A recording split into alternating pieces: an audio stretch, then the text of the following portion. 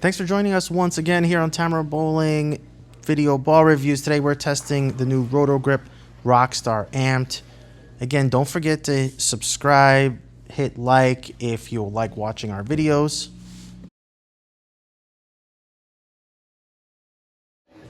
So let's get into it. First impressions. The Rockstar Amped is another Pearl Symmetric in the SPI lineup, but kind of unclear how it differentiates itself to make it a must-have.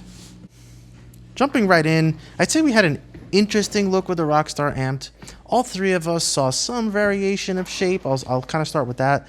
Firstly, the ball looks to use a stable core, meaning it has good balance front and back of the lane, meaning it's meant to complement a cover that creates a kind of a control shape, and the OG Rockstar is evidence of that. Add the Pearl Nanostar cover here, and you kind of still get that control shape, but a little bit of a cleaner look through the mid lane.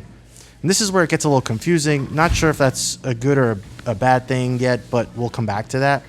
As you watch Tyler with his slightly rev dominant style, it started a bit smoother, looked great, similar to a 900 Global Ember we recently tested, but then it started to become really fast off the dry as he continued testing, and the ball became really tricky on our house shot, very over-under. It read so hard it would go high, and our lanes always play tricky to the outside, so we'd get death.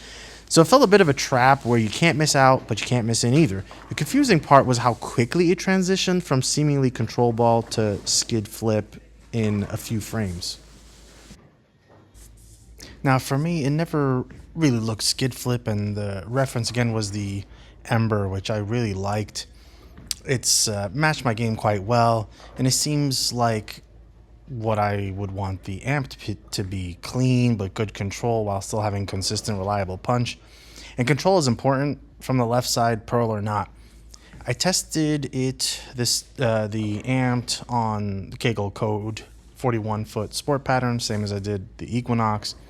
And I'll say the amped was a better matchup given the 24 mil pattern. I did see control for sure, and while it seemed reasonable, I did wish I had a bit more punch off the end of the pattern. However, what I saw was what I expected from the amp, which was a smooth shape of the original Rockstar with just a cleaner look in the mids.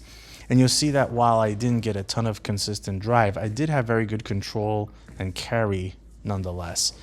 Now, anytime I got to 10 at the break point, it just didn't make much of a move back, so I kept it tight. So it was one of those balls where I had more miss room in than out on this particular pattern. Now with Brian, he's back on the house shot like Tyler was, and he really liked the amped. He felt it was a very good step down when your stronger pieces start quitting. And he was able to play even close to the third arrow and get a very nice strong move back. He had no problem opening up and watching this one bend back. He didn't have to worry about the ball quitting when getting it out. Missing in wasn't as bad as it was for Tyler with his higher tilt, so it kind of pushed. So there was more miss room in general. On this particular test on the house shot, he felt very comfortable with this ball and not trapped like many other mid-late balls. Okay, final thoughts. All right, I'm struggling a bit to say for sure, on the shape of the amp. What I see is that with a medium to normal volume, it'll have a smooth, balanced motion across the lane with some decent length you would expect from a compounded finish. And when the pattern dries up a bit, it looks like it has the ability to be sharp off the pattern. And this is clearly a mid-late ball, which gives you another option in the SPI family. Thanks for watching. We'll catch you in the next video.